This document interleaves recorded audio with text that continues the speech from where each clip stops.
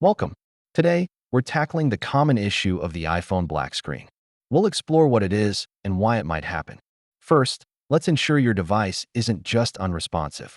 Check if your iPhone has power by plugging it in and waiting a few minutes. If your iPhone is still black, it's time to force restart it. Here's how you do it depending on your model. Look for any signs of physical damage, including water exposure or broken components. These can cause malfunctions. Next, let's check for any available iOS updates.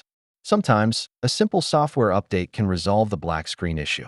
If updates don't work, restoring your iPhone via iTunes might do the trick. Follow these steps to restore your device. You can also put your iPhone into recovery mode if previous solutions don't help. Here's how you can do that.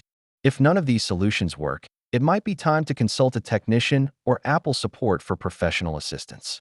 To avoid future black screen issues, follow these prevention tips. Being proactive can save you time and trouble. To recap, we covered several ways to fix your iPhone's black screen. Don't forget to subscribe for more tech tips.